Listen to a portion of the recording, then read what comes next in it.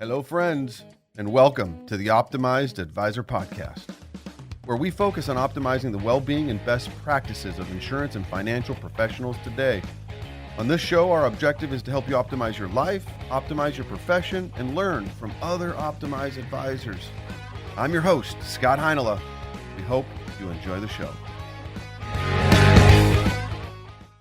On today's show, I sat down, spent some time with Arthur Cooper, who's been in the financial services industry for over 30 years and founder of Cooper McManus, which is an Irvine-based financial advisory and wealth management firm dating back to 1999 with over $2 billion in assets under management today.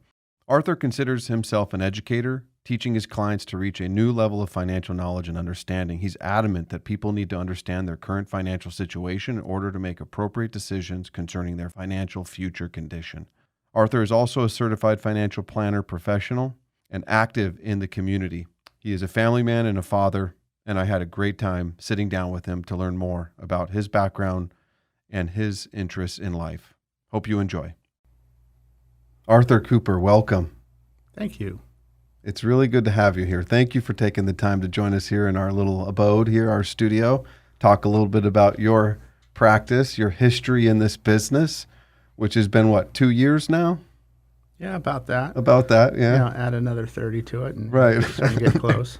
I'm good at math. I'm very good at math. You'll find out in our conversation here. Yeah. Well, today I was used my calculator in front of someone taking 10% of 260, and isn't it just funny how it's now just feel like this?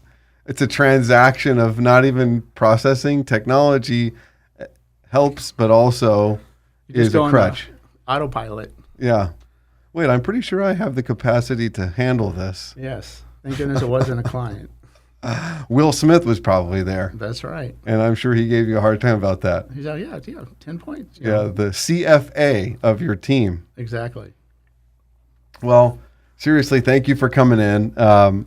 Founder of Cooper McManus. Yes. Today we want to learn a little bit more about you, your history, I would say your kind of tenure and expertise in the financial planning space and the journey that you've gone through the last 3 decades.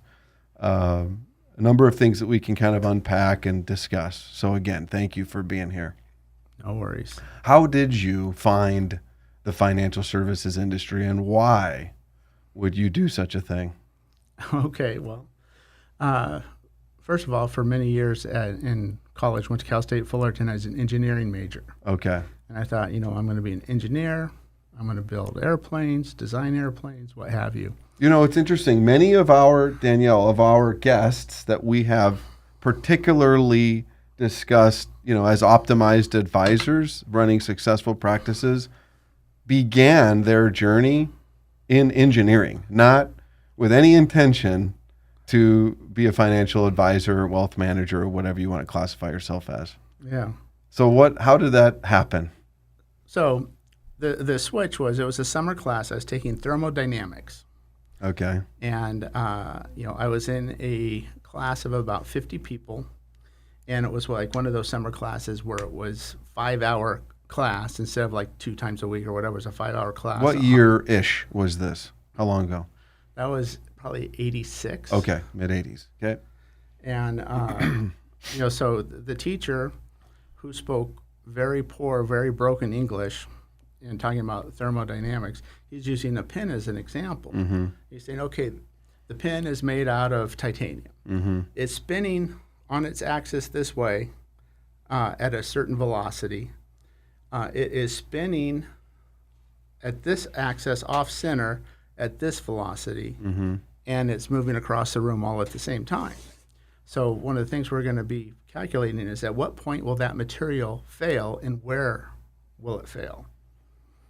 And I'm sitting here in the back of the room thinking, I'm going to spend the rest of my life doing this shit. In your 20s, yeah. In my 20s. Yeah. And it's like, no. No thanks. So at our halfway point break, I went out of class and I went straight to the payphone. And those are things that you actually put money in. Right. To make a phone call or with the exactly. You gave that to a kid today and say, here, operate this. I'll bet you half wouldn't know what to do with that. Exactly. which is sad. Yeah. Called my mom, says, "Hey, Mom, I'm switching majors." And my mom's like, "Whatever you want, dear." And so then I switched to business finance. And my first semester taking business finance class, I got straight A's. And, and I realized I have more time to goof off with the fraternity and things of that sort, and got it back down to a respectable C, and Right. didn't have to work anywhere near as hard.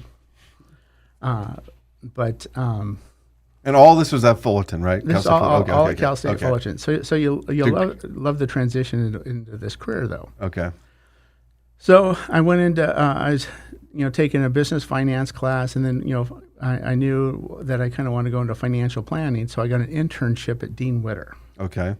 And basically what that was is telemarketing, calling out of the white pages, trying to find people who had $50,000 or more to invest, and then if they said yes, then I'd hand it to the broker, and then she would call them and see what she could do.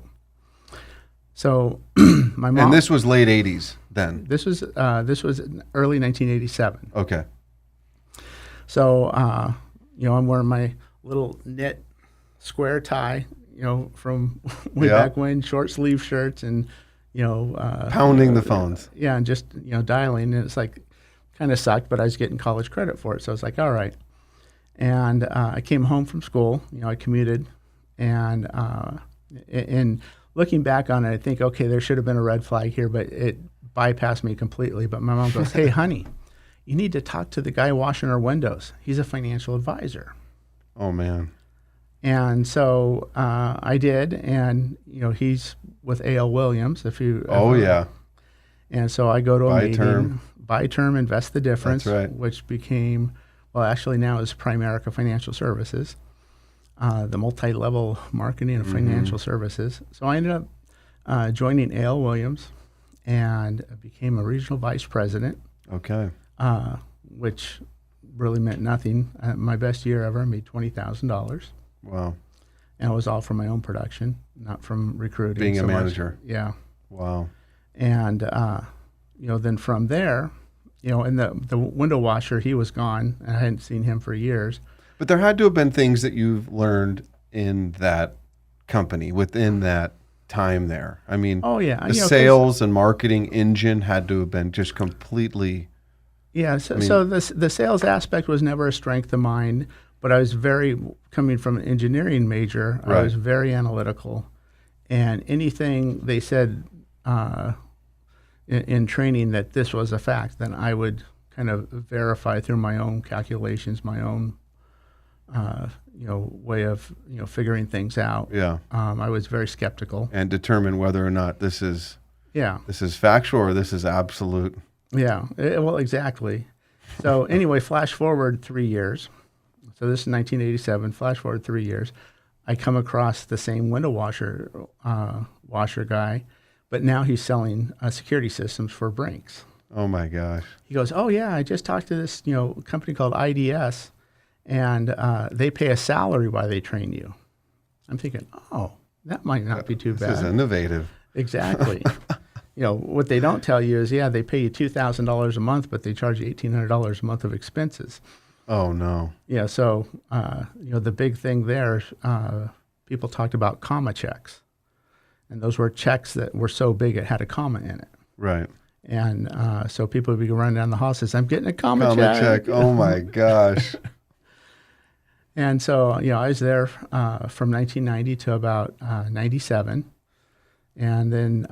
So that's a good tenure. Oh, yeah. And 3 of those years I was in management. So I was in charge of training and development of new advisors. Okay. And that was probably the best training I could have had because, advisors say, "Hey, I need you to help me cover this appointment."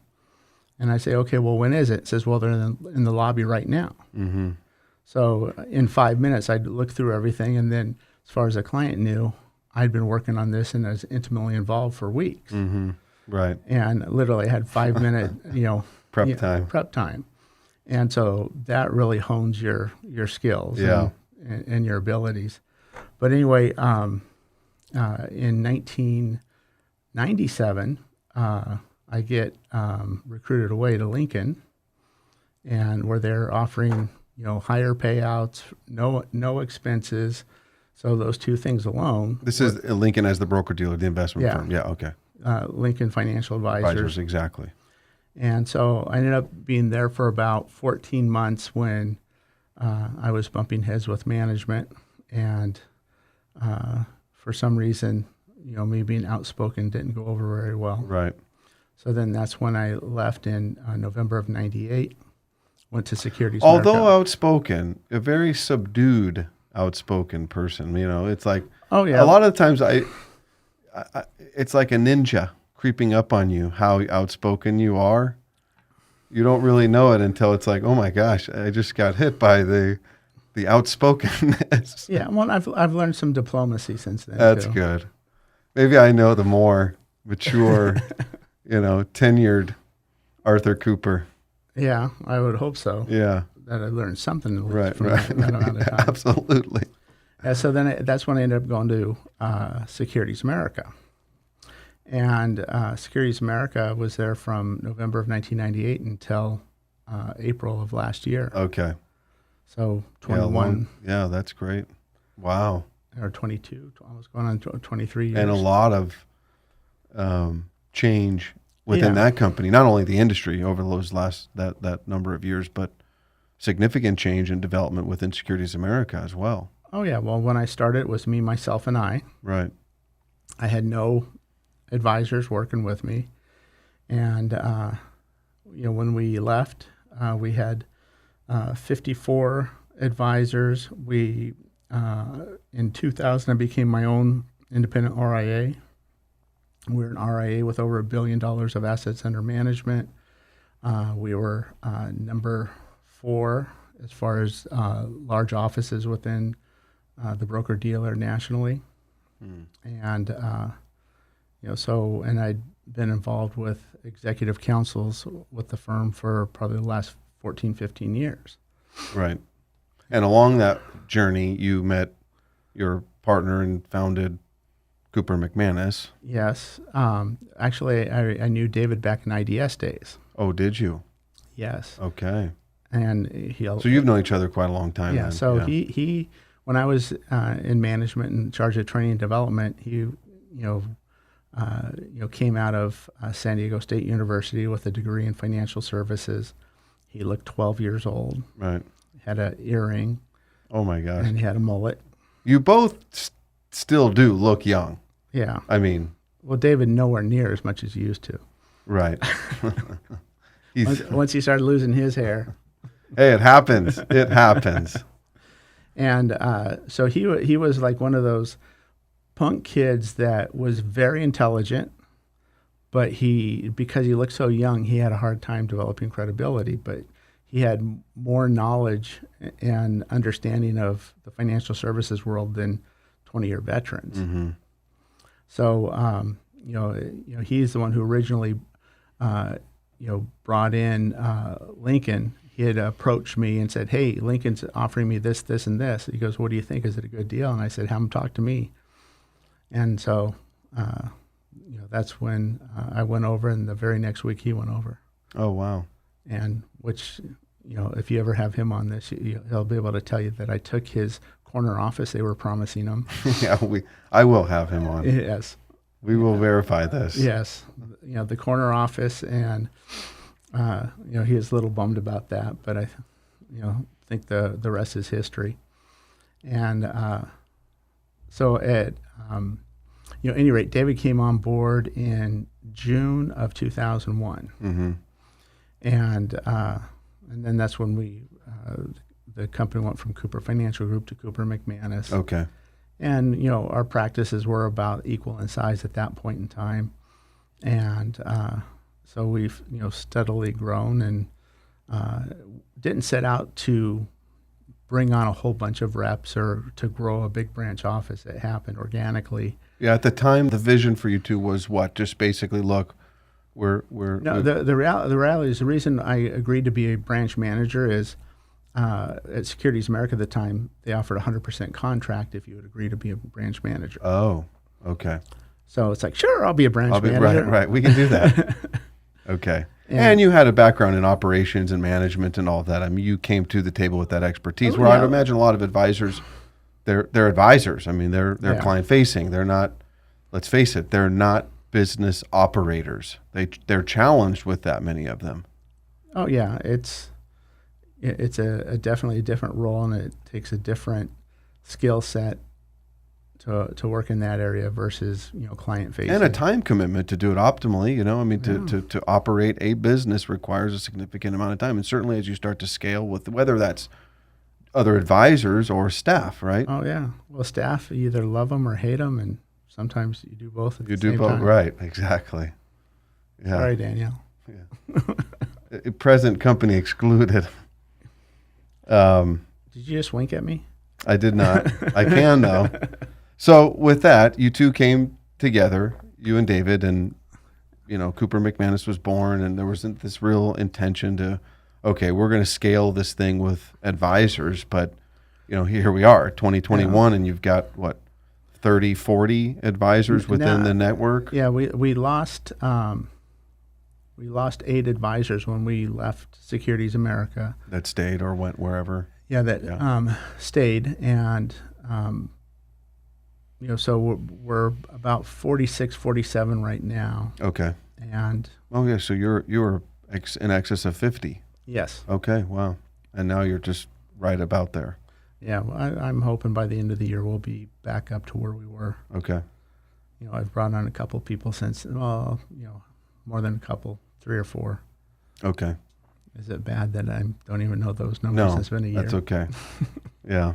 It's an interesting thing because I would imagine over those years, moving from 2 to, pick a number, 47, 48, 50, there's a huge shift in progression in how your business and the paradigm within your practice changes, right?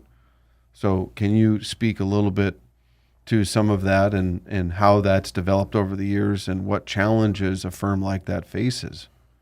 Well, part of the paradigm shift is it used to be clients were clients, but in addition to that, advisors are clients. Right. Because you look at an advisor, they generate enough revenue from an override standpoint that equates or exceeds top individual clients. Right. And so you need to make sure that you treat them with the same amount of respect and service that you would a top client. Yeah. And it was interesting is that didn't come to me, or that realization didn't happen early on. It didn't. No, they were just. Did you learn that the hard way? No, it was just kind of like one of those epiphanies, like, geez. Yeah. I need to shift my mindset here. Yeah, exactly. Yeah. And it wasn't automatic. It was just kind of like, you know what, that's, just as important, making sure an advisor is happy is just as important, make sure a client is happy. Yeah. And before that, it was almost like an advisor would call me saying, I'm having a problem with this, or I need this, or that. And it was a source of irritation. And it'd be like, I begrudgingly helped them. Mm-hmm. And then once that paradigm shift happened, then it was like, oh, wait a second. In essence, they're paying me to help them clean up messes, to be their advocate with the home office. And, Yeah. Things of that sort.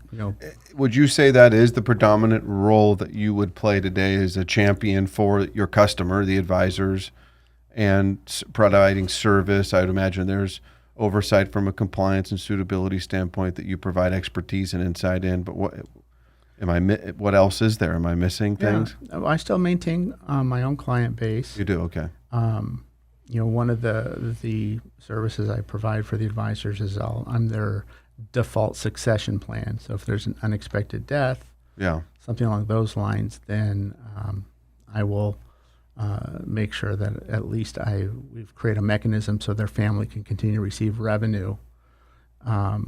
Is that de facto kind of a thing, or is that an in-writing succession plan? It's an in-writing succession plan. It is. Not all advisors take advantage of it, but I make it available to everybody. Okay.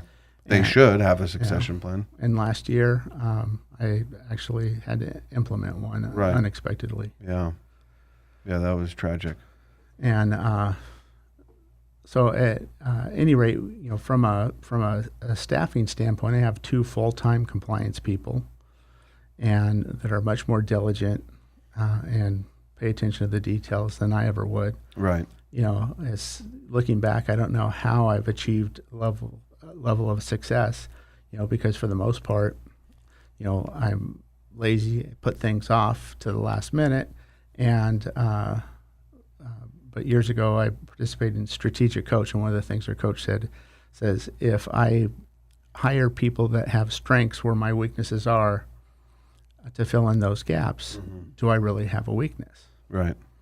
Not if you find the right people. Yeah. Yeah. Good for you. That's great. So as the organization exists today, I would imagine that with, a number of just legislation,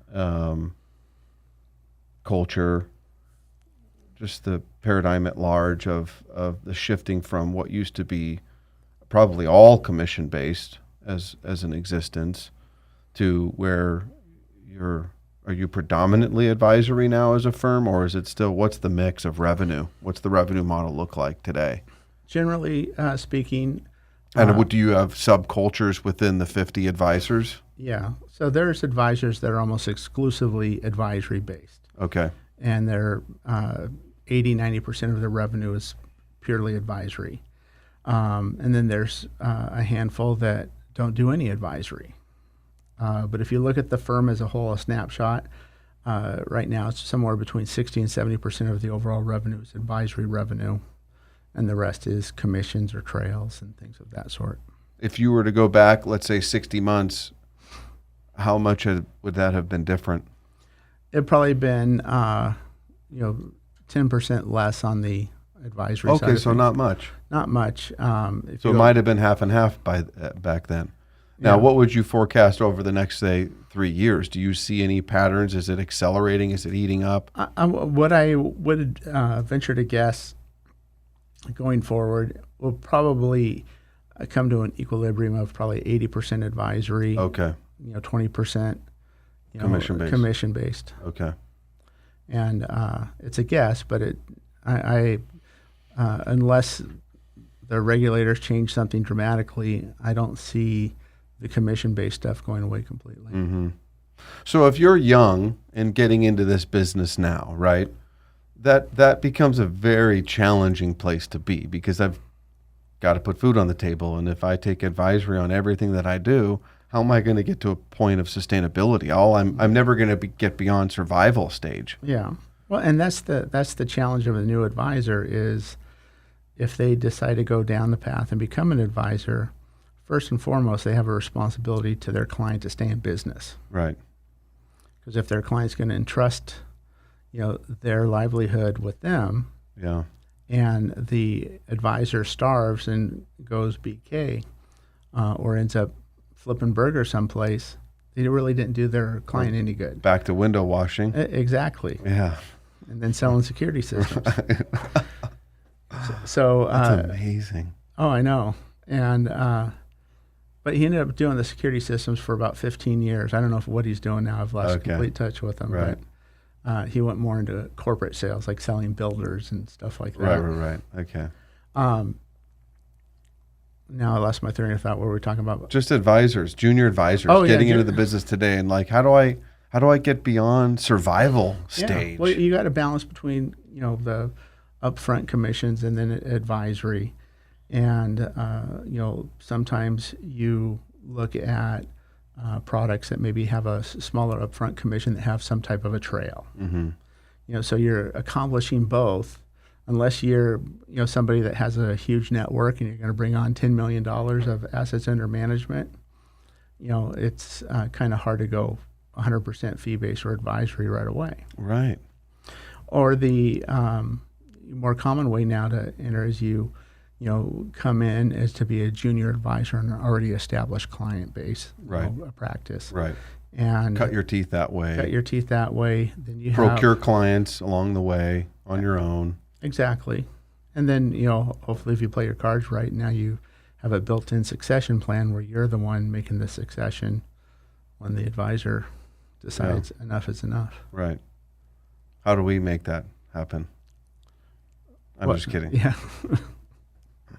The current size of Cooper McManus today is what? What's the total assets under management? So there's a difference between assets under management, or AUM, versus AUA, assets under administration. Okay, let's break that down. AUM typically falls into advisory. What falls under to That's right. the RIA side Which of is things. 60% of the practice today. 60% of the revenues. Revenue, okay.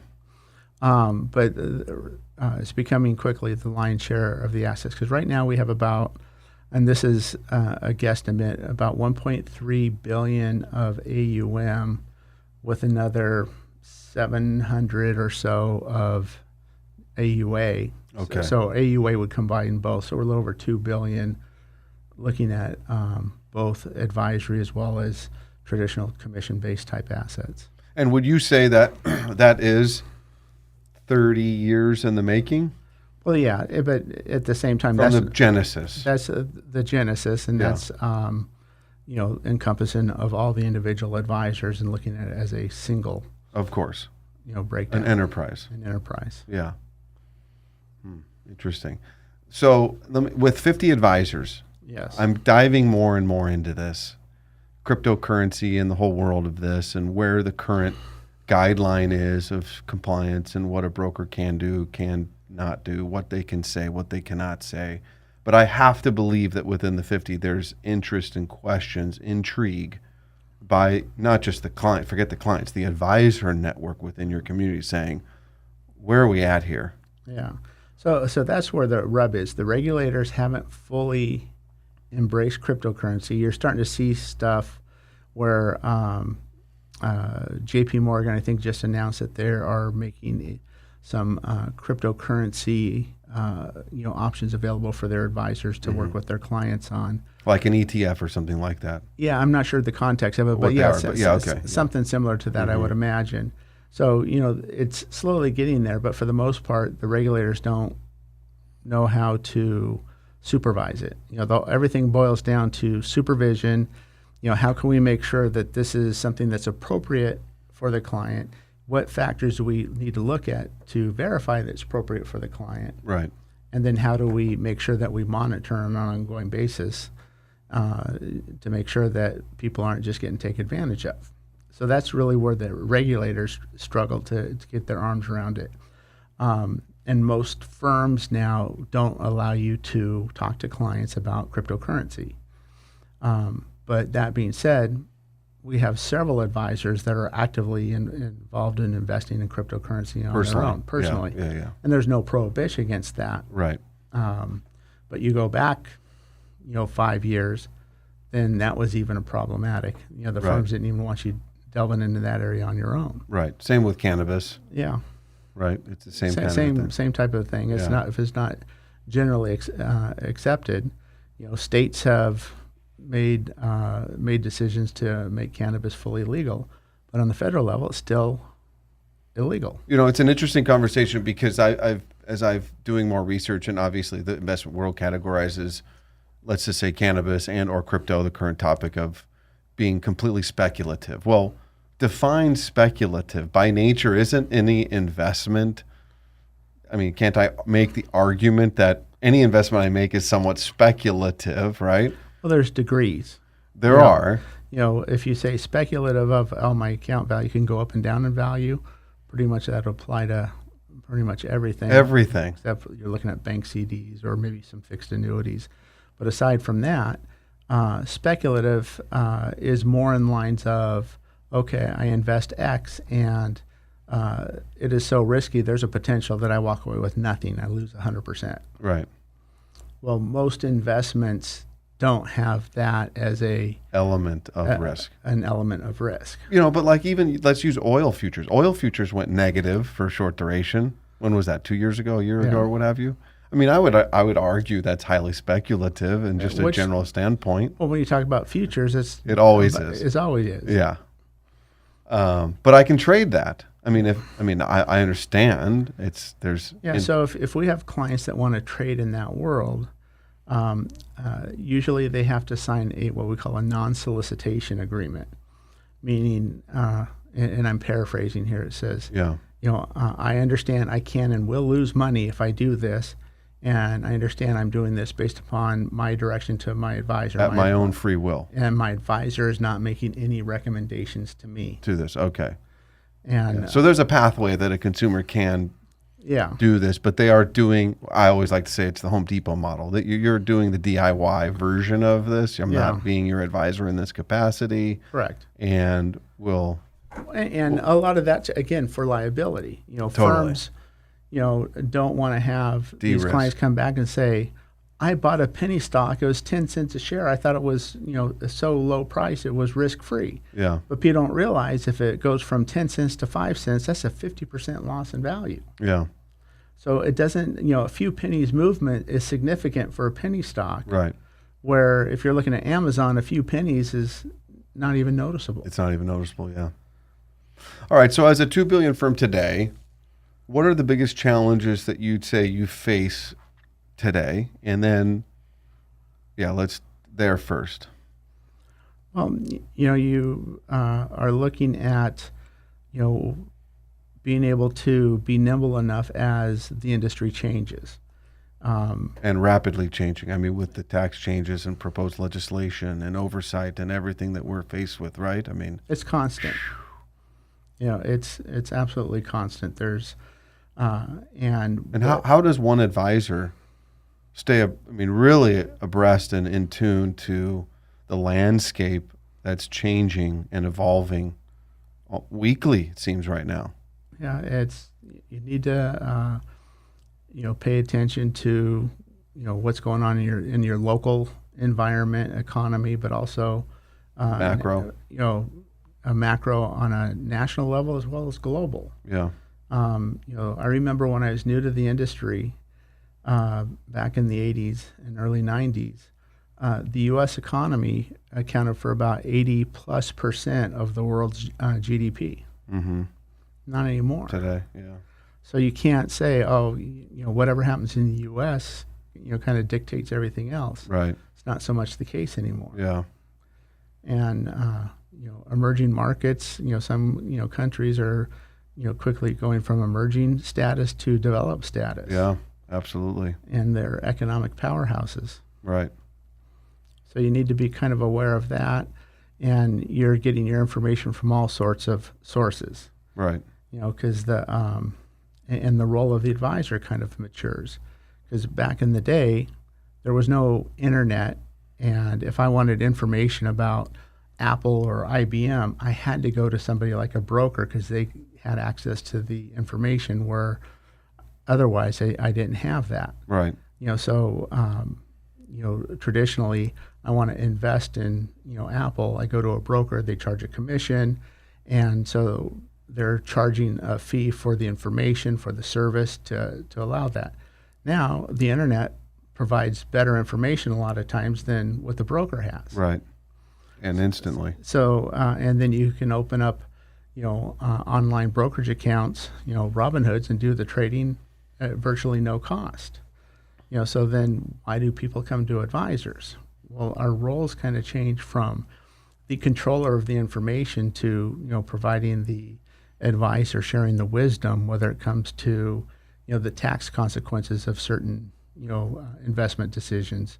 If you were to do X versus Y, what's the difference? Because you throw into taxes into the equation, inflation into the equation, you're going to, find that sometimes the highest rate of return investment is not necessarily the best return of investment.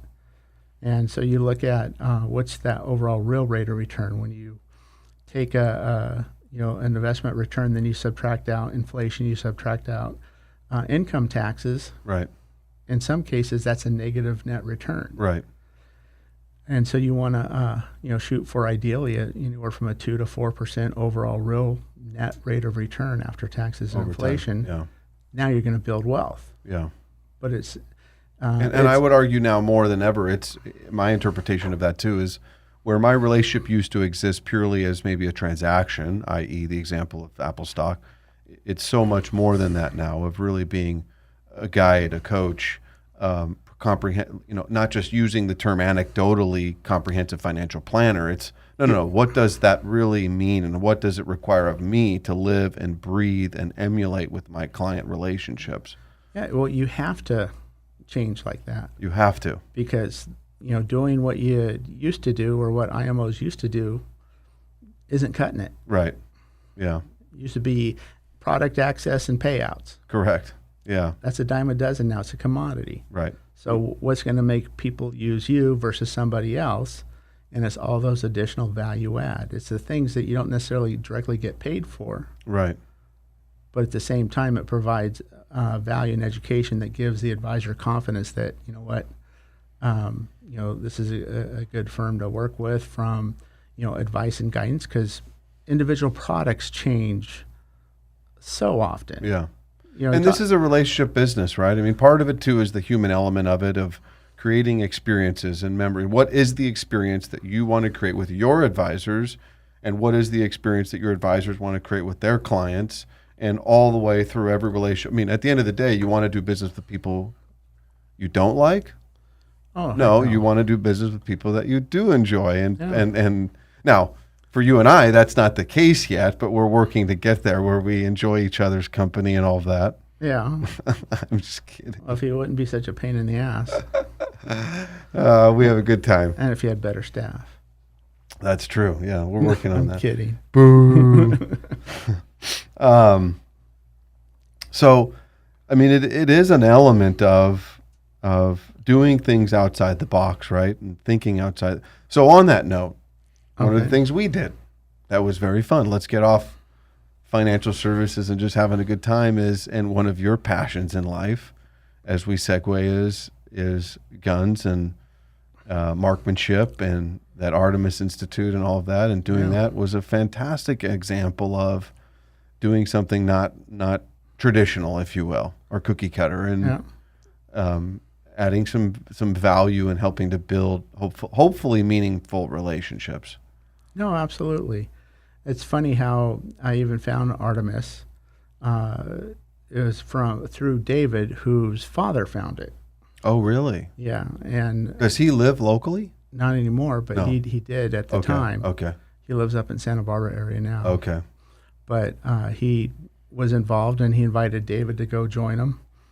And then David talked about it, and then, I didn't really think much. And then years later, I came there because I remembered, hey, David, what was the name of that place you were talking about? And then I went to check it out, and so I've been, fairly heavily involved. Incredible place for any listening. If you have any interest on any level of getting proper, skilled gun training in a really safe environment, very safe environment, you're not shooting live rounds. You're getting top-notch training in a fully simulated environment.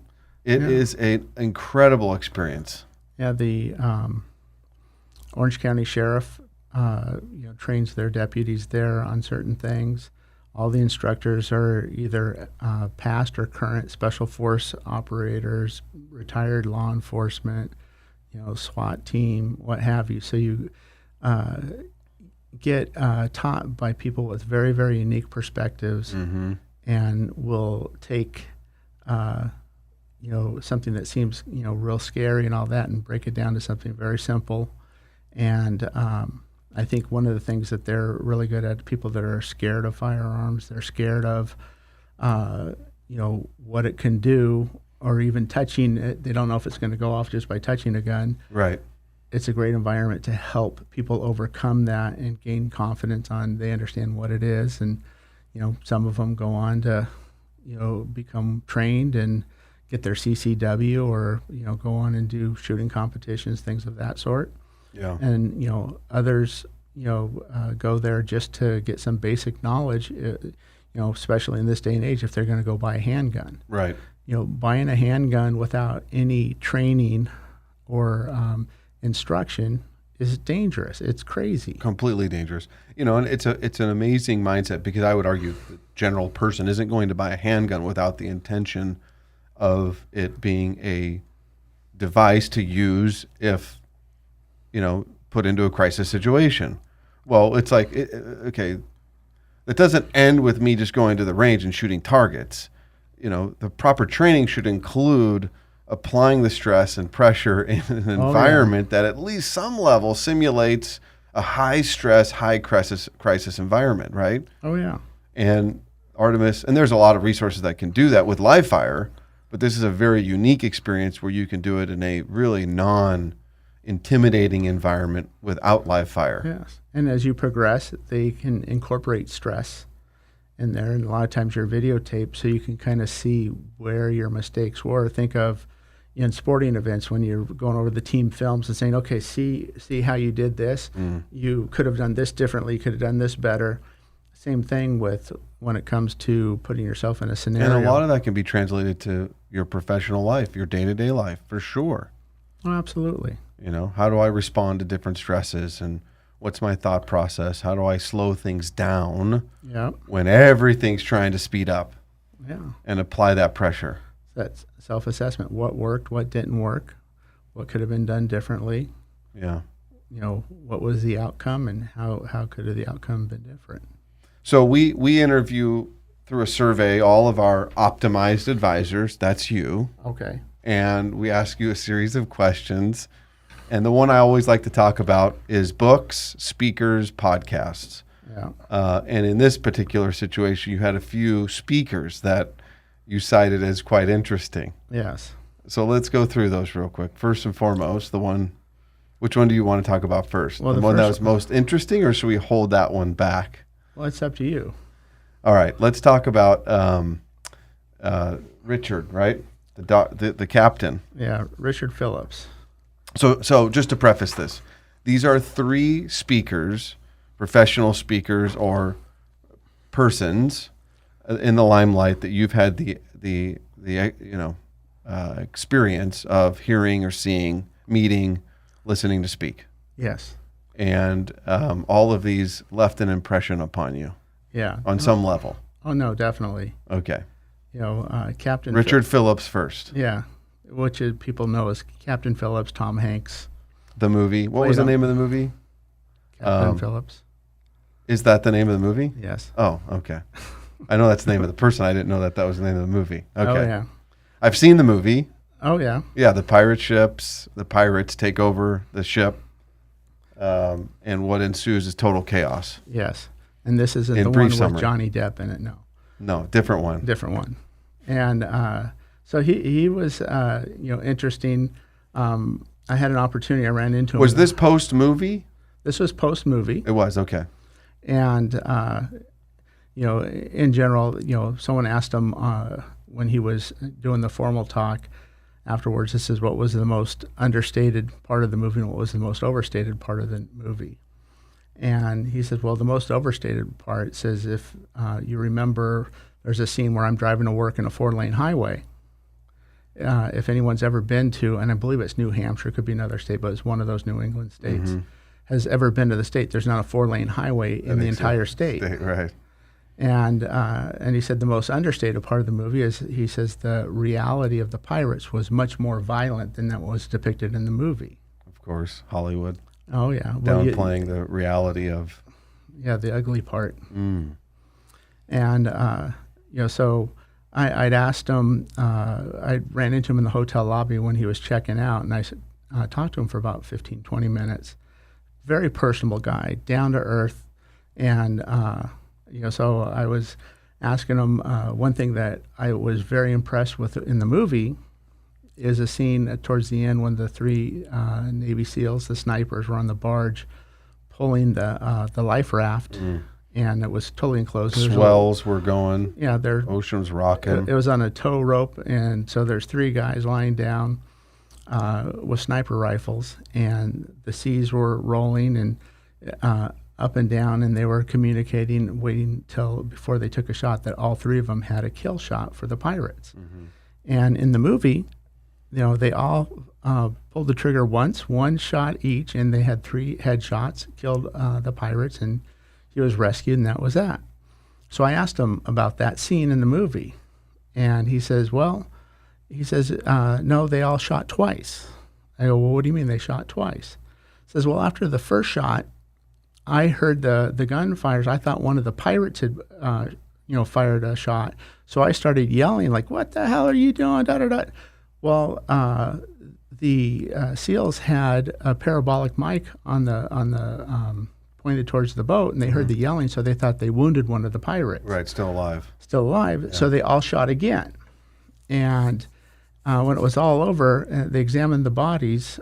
Two of the pirates both had 2 headshots each, and one of the pirates had a headshot and a shot in the shoulder. Wow. And the first shot of all 3 were kill shots in the head. And, which is amazing to me. Amazing. When you talk about the skills of a sniper, it's just incredible that they can do it together at the same time. And that the level of, calmness and communication, be able to do that effectively is crazy to me. Yeah. And so I asked him, if he still, does the same thing. He goes, "Oh, yeah." He says, "In fact, in a week I'll be back on, my normal route." And I said, "Do you ever have concerns that scenario is going to happen again?" He goes, "No, not really, because we have 2 retired Special Forces people on every deployment now." Wow. And, those guys are crazy. And their comment is, if any pirate wants to commit suicide, I'd be more than happy to oblige. Wow. And I said, "So no scary things like that?" He goes, "No."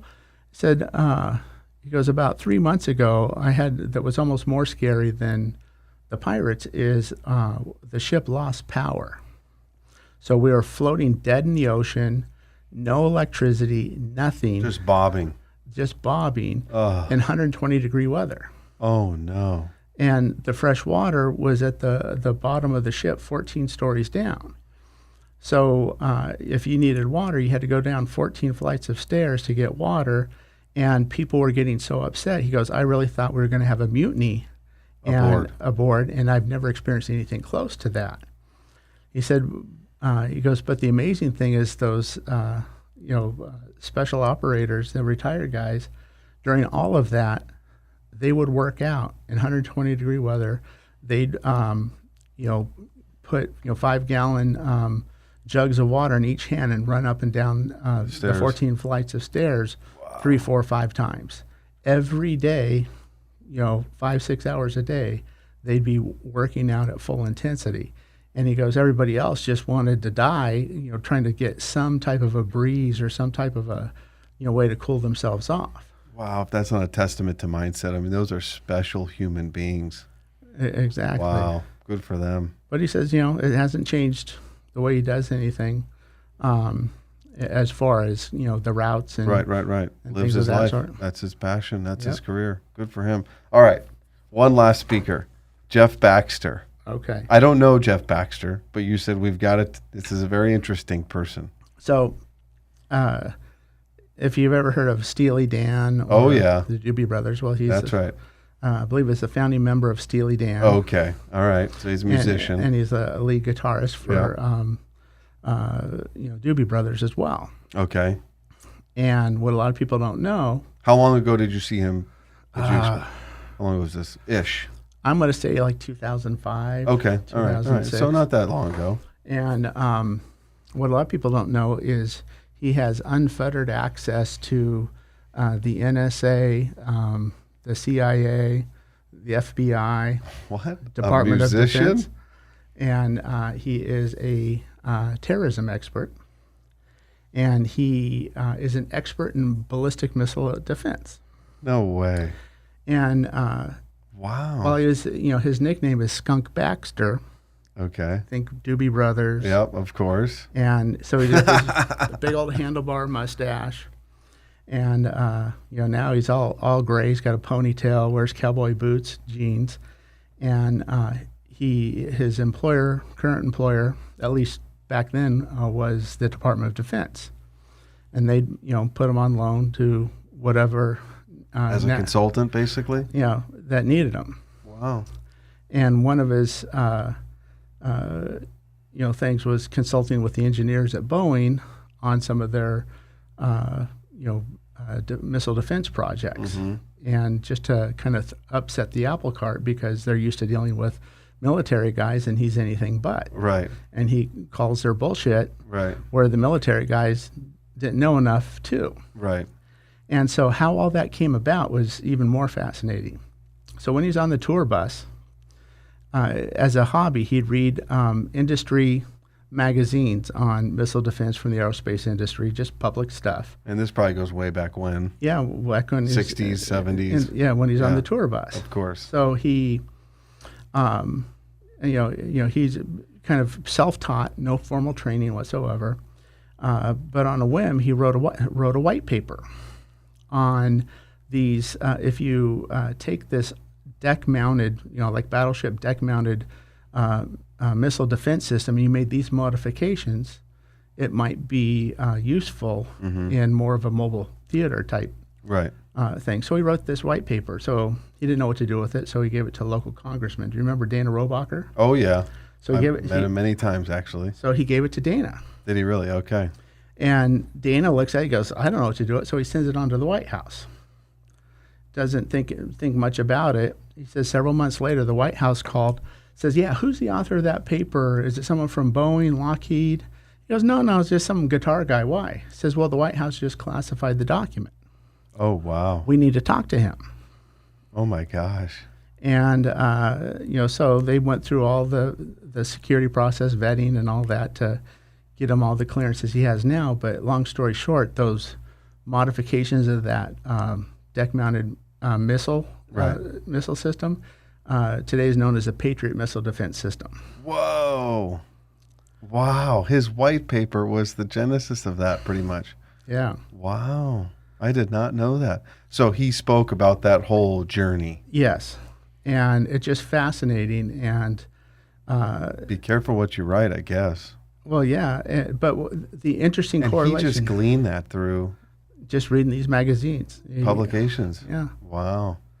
And he said the reason why the military likes them because, the military is designed, everyone's trained to do things in a very specific way. They're very predictable to work within a box of rules and regulations. Yeah. He says a musician almost by default is trained to think outside the boxes. Yeah. Their wiring is not subordination. It is the antithesis, antithesis of that. And so that challenging the norm, challenging. Yeah, and that he thinks outside the box, especially when they do war games. Right. He's involved with all the war games he said, if, all terrorists operated, in the lines of the military, people like him wouldn't be needed.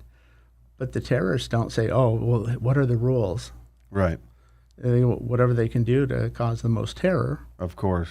And so, rightly or wrongly, he thinks, along the lines of what's the most evil and despicable thing I can do. So he plays the role of the terrorists. Wow. And will. That's interesting. What an amazing story. Oh, absolutely. From hippie rock star to. Oh, yeah. And, very, critical of, Congress in general, just from the standpoint of, he said that shortly after 9/11, I should say, they were able to track cell phone calls, listen to the conversations, and know all that. Yeah. Well, they were doing a security briefing with some members of Congress, and shortly thereafter, a congressman went public, says, "Oh yes, we're closing in on those terrorists. We know how to track their phone calls, listen into their phone calls." And he said there was not a single phone call within 24 hours of that press release. And so a way that we can track and listen and monitor just completely went away within 24 hours of that congressman just spouting off. Oh, no. And so he's, a little bit critical of that, which, makes sense. Yeah, of course. You just spilled the beans. Oh, yeah. And then it just goes silent. Oh, yeah. And then, he, explained, later on he was on the, what's the Dan Aykroyd, Jim Belushi, or John Belushi, Blues Brothers. Oh, yeah. So he's doing the Blues Brothers stuff with Dan Aykroyd, Right. The reunion tours and all that. Yeah. And he didn't go into a lot of detail. He says, but suffice to say that Dan Aykroyd is an expert in counterterrorism and has very similar security clearances as he. Whoa.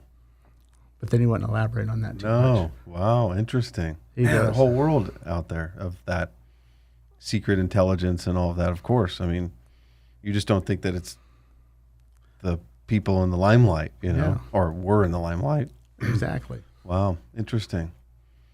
Well, I appreciate you coming in. This was insightful. Learn a little bit about your practice and I hope some of your somebody thinks experiences. so. Absolutely.